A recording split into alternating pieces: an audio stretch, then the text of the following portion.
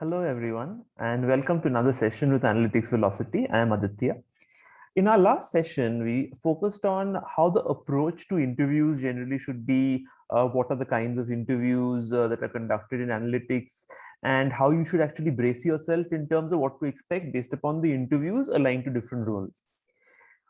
In today's session, we'll do a much more micro look in terms of an analytics interview, in terms of the types of questions that get asked, so that it sets the scene for you to be able to be prepared for any interview which comes along.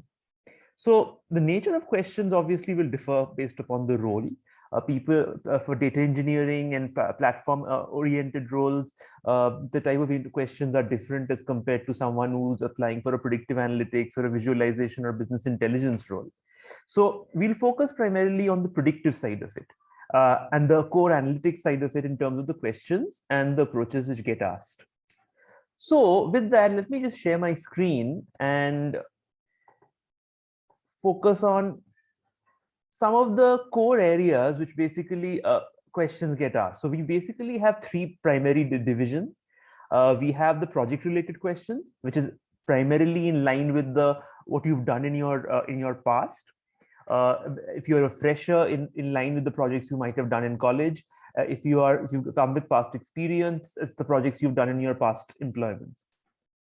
The statistical questions, which are basically completely method oriented. If you're applying for a predictive role, you can expect to be quizzed on any ML techniques you might have worked on, any basic statistical ideas or concepts that you might have worked on in your projects. And finally, the case studies and puzzles. So these have become particularly important when it comes to business intelligence roles, because people want to see your approach to business problems. And most of these, mind you, are actually real life scenarios, real life client scenarios, which are utilized by interviewers to see how you approach those situations. So when it comes to project related questions, the first thing you must keep in mind is be sure what is there in your CV. It's one of the oldest and simplest of adages, but very often we deviate from that by trying to fluff up our CV, particularly for freshers, let's say, who don't have prior work experience, who try to fluff up projects. Be very careful when you do that. It more often than not, that tends to backfire unless you're able to deliver yourself. So there's often that old joke, right, that you can tell them you've invented something path breaking and put that in your CV as long as you're able to defend it. Secondly, you can always expect that there will be slight tweaks in your understanding of your projects. So you can expect that interviewers will tweak the concepts you worked in your projects and accordingly ask you questions and see your approach to them. The reason they do this is to see basically how your understanding of the concepts are which you have used in your projects, and are you pliable enough to utilize these concepts in other scenarios. If you're coming with prior work experience, being technically solid and having very clear about the methods which you have worked on is absolutely mandatory. It's very important that you know the topics and concepts which you have worked on, because it is that core understanding which gets quizzed more than any coding or any business concepts around it. So they want to see that if this person is deployed into a business setting, will he be able to deploy these concepts which he boasts of knowing so well? Will he be able to accurately scale it? When it comes to tools, yes, questions as regards tools which you might have worked on do come up. If you have past experience in Python or R or SQL, you can expect those questions, especially if it's for maybe a business analyst or a senior business analyst level role. When you're up to a managerial level role, maybe not so much. But if you have boasted of being good in R, being good at Python and SQL, it's important that you are confident with these tools so that you can at least address and show your approach to problems which get put forward. So these are the project related or past experience related questions which come up. Most important point essentially, which is like an umbrella across all these 4 points on the left, is that be very clear what you put in your CV. Don't oversell stuff. Don't make it excessively flowery. It can only come back to hurt you, especially if you can't sell it during the day of the interview. The second line of interview questioning is as regards statistical and method questions. So over here, particularly in decision science roles, it's very important that you understand the core statistical concepts. I have interviewed people for senior manager level roles who did not understand simple concepts like standard deviation. and mean, median, and mode. So don't underplay or downplay very basic statistical concepts like the measures of dispersion or measures of central tendency. You'll be surprised as to how many people are not even sure about that. So be very clear about your basic statistical concepts, basic visualization concepts like box plots and histograms, because very often you can be quizzed and it is very easy to bore holes in those concepts unless you're sure of them. The second point, very important. Whenever you are actually applying for a predictive analytics role in particular, the part I'm highlighting now on your screen is that don't bandy about fancy terms in the interview unless you're absolutely sure of it. And when I say absolutely sure of it, you should ideally have used it in a project setting. So if you feel that you have not worked on ML techniques, if you've not worked on tree-based methods or boosting methods or general regression techniques, you've only worked on business intelligence and you're trying to scale up to a predictive sort of role, don't try and oversell it by using terms like this. It will only backfire on you. If you've only used these techniques from a practicing standpoint, just keep it at that. Similarly, if you're primarily from a basic predictive background and have not had that much of exposure when it comes to advanced deep learning concepts, don't say that you know AI and deep learning techniques. It can only come back to hurt you.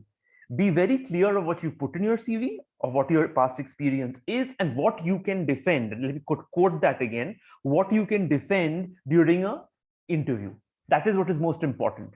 And you will be the best judge of that as to what you can defend. Right? So apart from that, just one second. Apart from that, be ready for case studies. So when it comes to case studies, it is very important that your approach is very good. So if you have boasted in your CV of past methods, of past case studies which you have worked on, be very, very clear that what you have done in those case studies. Again, don't bloat up your CV unnecessarily with case studies you have no clue about. Right? So if you've used random forest in a particular client setting, be very clear how you have used it. What was the logical and business underpinnings which caused you to use a random forest, right? And so accordingly, say that you've applied the method, because what they can easily do is that based on their experience, just tweak the problem a bit and see if you can apply a similar ML technique in a similar situation. And if you stumble there, it becomes quite apparent that what you initially put on your CV was basically moot. Right? If you're basically applying for a predictive role or a data science role, being very proficient in either an R or a Python is of course mandatory. It's rare that you'll get questioned on Python packages like a scikit-learn or a Seaborn, but it is good to be confident about the key modules within these libraries, so that if you get quizzed on it, you're able to answer it. But generally, interviews tend to stay around a business intelligence and problem solving and a statistical and ML technique oriented discussion rather than syntax. But it's better to be prepared. Now, finally, I'm coming into my third arm when it comes to questions in interviews in analytics, which is case studies and puzzles. So case studies and puzzles, as mentioned at the start of this discussion, primarily relate to existing business problems which the company themselves are facing more often than not, and they try to posit that in front of you to try and see your approach to it. So they are not looking for the right answer, because if the business problem was so simple to answer, they would have solved it by now.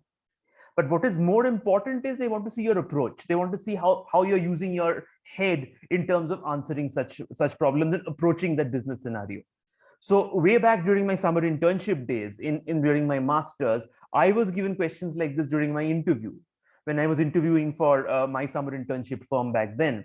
And the interviewer would constantly guide me during the interview, giving me hints as to what could be the possible solution to a business problem like this. So something similar would come your way, especially if you are relatively new to the analytics field. So they are not looking for you to just wave your magic wand and come up with the solution. They're looking for you to come up with possible solutions to it and try and evaluate the solution accordingly. Most importantly, the second point which I have mentioned over here under the third vertical, which I'm highlighting now, and that don't get technical when answering business problems. So very often I've seen when I've visited business problems for people who I've interviewed, they tend to suddenly jump off and go on to ML or DL, even though the problem might be something extremely simple.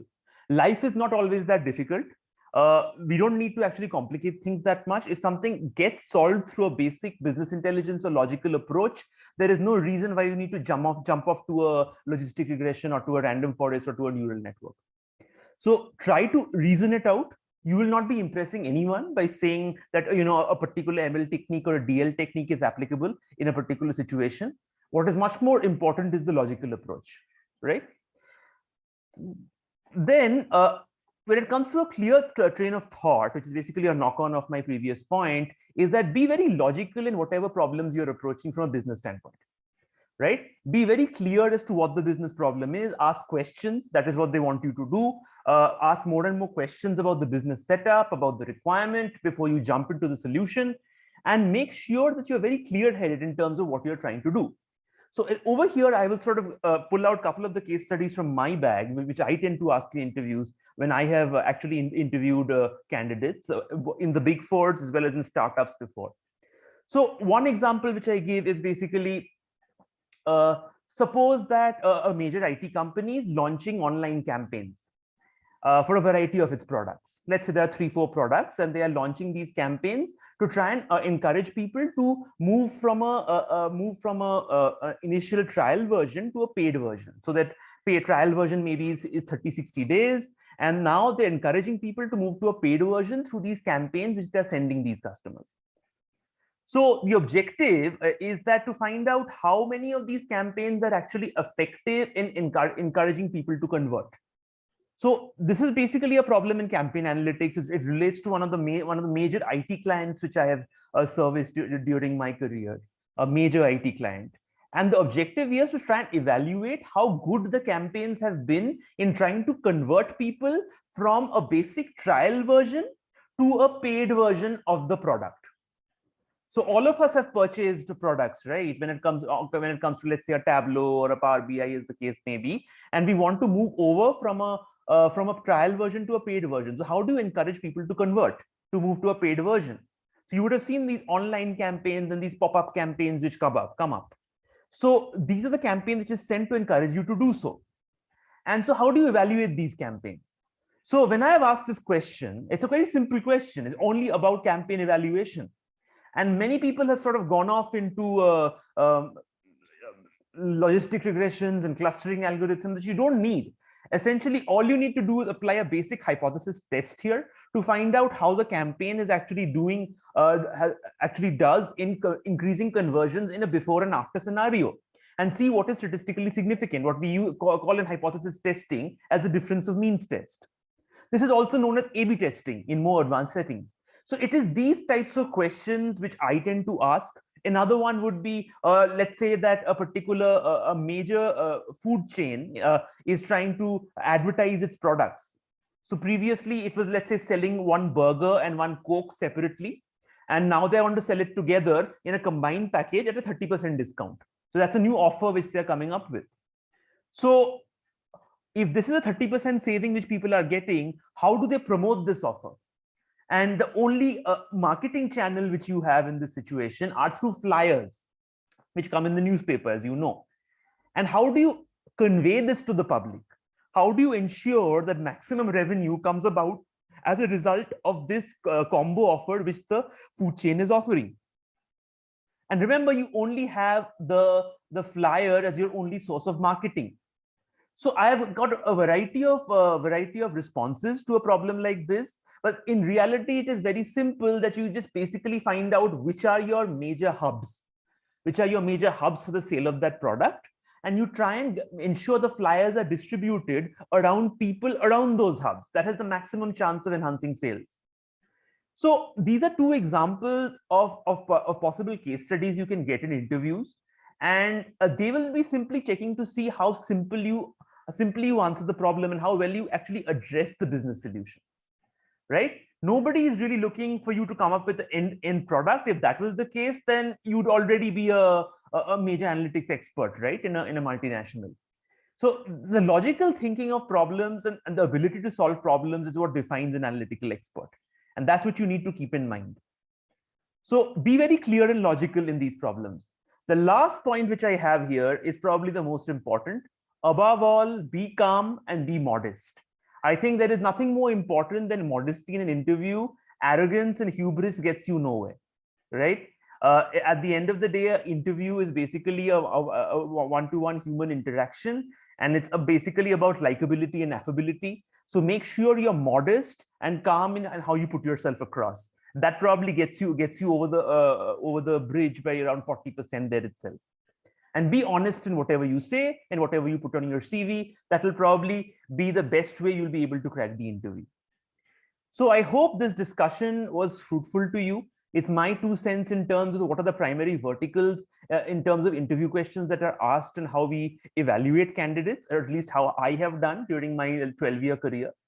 I hope we can connect more one-on-one so that I can understand your particular requirements, your particular areas which you want to apply to. And this will clearly help you prepare yourself more for interviews, and also understand what are the basic requirements for different roles, and prepare yourself accordingly, right? I hope this was helpful. Hope we can connect soon again. As usual, I'll be providing my coordinates along with this video. Do reach out to me. Would be happy to connect with you, and hope this video has helped you to some extent in preparing for your next interview. Till then, best of luck and stay safe. Thank you.